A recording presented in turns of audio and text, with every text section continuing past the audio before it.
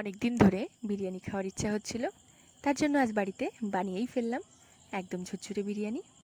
অনেকেরই মনে হতে পারে বিরিয়ানি একদম ঝামেলার কাজ, তবে আমার কাছে কিন্তু বিরিয়ানিটা অনেক সোজা মনে হয়। এর জন্য প্রথমেই বেরেস্তা তৈরি করে নিচ্ছি। তার জন্য একটা কড়াইতে দিয়ে দিচ্ছি কিছুটা সাদা তেল। তারপর খুবই পাতলা করে পেঁয়াজগুলোকে কেটে নিতে হবে। যতটা পাতলা করে কাটবে ততটা কিন্তু ভালো বেরেস্তা হবে। তেলটা গরম হয়ে গেলে পেঁয়াজগুলো দিয়ে এভাবে কিন্তু নাড়তে থাকতে হবে, তাহলে কিন্তু পেঁয়াজগুলো চারিপাশ থেকেই সুন্দর করে ভাজা হবে।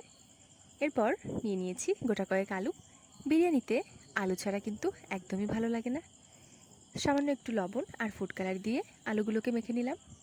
এরপর বেরেস্তা আমাদের একদম রেডি। বেরেস্তাগুলোকে তেল ঝরিয়ে তুলে নিচ্ছি, আর ওই একই তেলে দিয়ে দিচ্ছি আমাদের আলুগুলো একদম লো ফ্লেমে ঢাকা দিয়ে ভেজে নেব, তাহলে কিন্তু আলুগুলো ভেতর থেকে খুব সুন্দর নরম হয়ে একদম সিদ্ধ হয়ে যাবে।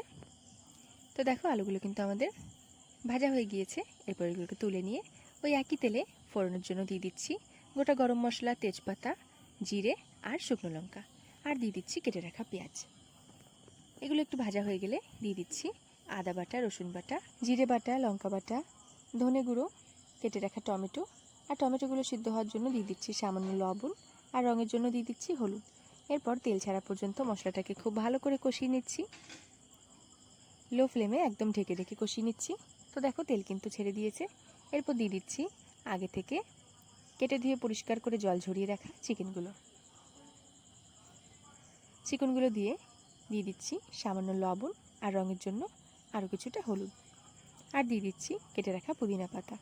এর সঙ্গে ধনে পাতা অ্যাড করলেও কিন্তু দারুণ ফ্লেভার আসে, তবে আমার কাছে না থাকার জন্য আমি ধনে পাতাটা স্কিপ করেছি। তোমাদের কাছে থাকলে তোমরা অবশ্যই এটা দেবে। এরপর খুব ভালো করে ঢেকে ঢেকে তেল ছাড়া পর্যন্ত কষিয়ে নিচ্ছি। দেখো, চিকেনের থেকে কিন্তু তেল ছেড়ে দিয়েছে। এবার দিয়ে দিচ্ছি আগে থেকে ভেজে রাখা আলুগুলো মশলার সঙ্গে আরও একবার ভেজে নিয়ে দিয়ে দিচ্ছি একদম সামান্য পরিমাণ জল। এরপর এটাকে 5 থেকে 7 মিনিট ফুটতে দেব। ওদিকে চিকেনটা রেডি হতে হতে ভাতটা তৈরি করে নিচ্ছি। তার জন্য নিয়ে নিচ্ছি এখানে অনেকটা ফাঁকা মুখের একটা গামলা। তার ভিতর দিয়ে দিচ্ছি কিছুটা জল, আর চালটা আমি এখানে আগে থেকেই ভিজিয়ে রেখেছিলাম। আর জলটা একটু গরম হলে তাতে দিয়ে দিচ্ছি গোটা গরম মশলা, তেজপাতা, কুচিয়ে রাখা পুদিনা পাতা, পরিমাণ মতো লবণ, আর 2 চামচ সাদা তেল। এরপর ভাতটা কিন্তু আমরা একদম 100% কুক করে নেব না, 80%ই কুক করে নিচ্ছি। আর এদিকে দেখো, চিকেন কিন্তু আমাদের একদম রেডি। তারপর শেষে দিয়ে দিচ্ছি গরম মশলা। আর এদিকে কিন্তু আমাদের ভাতটাও একদম পারফেক্টলি হয়ে গিয়েছে। ভাতটাকে জল ঝরিয়ে নিচ্ছি।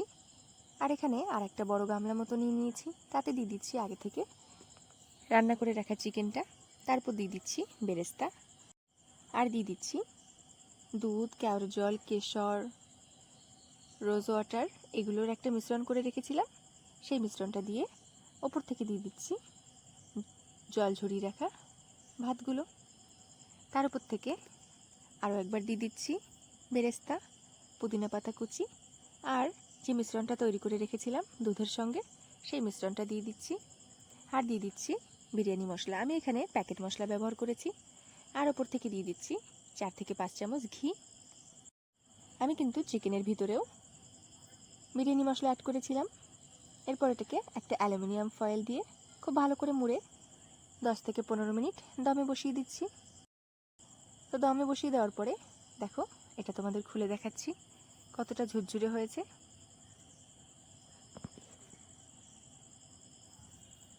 আর চালগুলো অবশ্যই তোমরা অনেকক্ষণ ভিজিয়ে রাখার চেষ্টা করবে ভাতটা তৈরি করে নেওয়ার আগে, তাহলে কিন্তু একটা চালও ভেঙে যাবে না। এখানে দেখো, ভাতগুলো কিন্তু ভেতর থেকে একদম নরম হয়েছে, কিন্তু বাইরে থেকে কিন্তু একটা চালও ভেঙে যায়নি। আমি একটা প্লেটে নামিয়ে দেখাচ্ছি। তো দেখো কতটা ঝুরঝুরে ভাত হয়েছে। একটা চালের সঙ্গে কিন্তু একটা চাল একদমই লেগে যায়নি। বিরিয়ানিতে ভাতগুলো একটার সঙ্গে একটা লেগে থাকলে কিন্তু একদমই দেখতে ভালো লাগে না। তো অনেকেই মনে করতে পারো বিরিয়ানি বানানো অনেকটাই কঠিন, তো তাদের জন্য বলছি এটা কিন্তু অনেকটাই সোজা। তোমরা অবশ্যই একবার ঘরে ট্রাই করতে পারো। আমার কাছে কিন্তু ঘরের বিরিয়ানি দারুণ লাগে। এর সঙ্গে নিয়ে নিচ্ছি সামান্য স্যালাড আর একটা ডিম সিদ্ধ। চলো তাহলে আজকের ভিডিওটা এখানেই শেষ করছি। সবাই ভালো থেকো। আর রেসিপিটি কেমন লাগলো অবশ্যই একবার জানিও। দেখা হচ্ছে পরে নতুন একটি ভিডিওতে।